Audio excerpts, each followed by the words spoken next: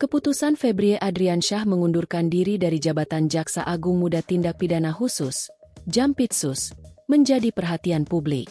Di tengah berbagai spekulasi yang berkembang, Kejaksaan Agung akhirnya memberikan penjelasan mengenai langkah tersebut. Kepala Pusat Penerangan Hukum, Kapus Penkum, Kejagung, Anang Supriyatna, sebelumnya mengumumkan bahwa Febrie Adriansyah mengundurkan diri dari Jampitsus. Jaksa Agung Republik Indonesia ST Burhanuddin telah menerima pengunduran diri tersebut. Dalam keterangan resmi yang diterima tribunnews.com, Anang menyampaikan bahwa keputusan tersebut merupakan bentuk komitmen untuk menjaga integritas, objektivitas, dan netralitas proses penegakan hukum.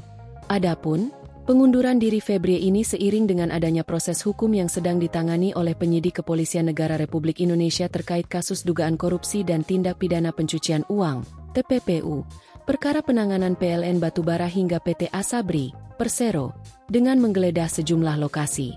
Nama Febrie sendiri dikaitkan dengan penggeledahan yang dilakukan oleh Polri tersebut, karena lokasi yang digeledah diduga berkaitan dengan Febrie Adriansyah, seperti di Cafe The Clan dan Money Changer di Jakarta Selatan serta penggeledahan rumah mewah di Sentul Bogor.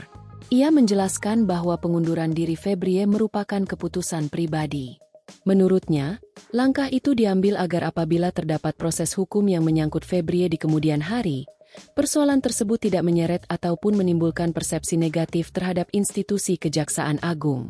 Ia menegaskan bahwa keputusan tersebut merupakan bentuk tanggung jawab pribadi Febrie terhadap lembaga yang selama ini dipimpinnya.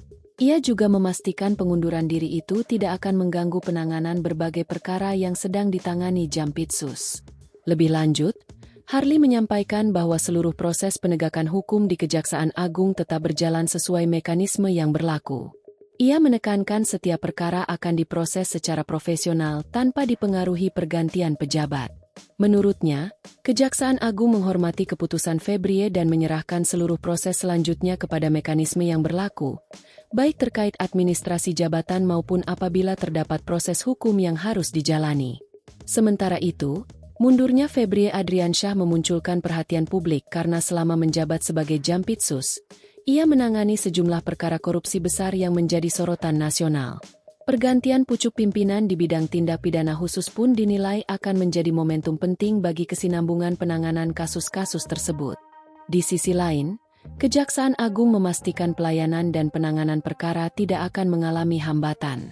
Institusi tersebut menegaskan komitmennya untuk menjaga independensi penegakan hukum serta memastikan seluruh proses berjalan sesuai ketentuan perundang-undangan. Dengan adanya penjelasan resmi dari Kejaksaan Agung, perhatian kini beralih pada perkembangan proses hukum yang mungkin dihadapi Febrie Adriansyah, sekaligus siapa sosok yang akan dipercaya mengisi posisi strategis Jampitsus ke depan.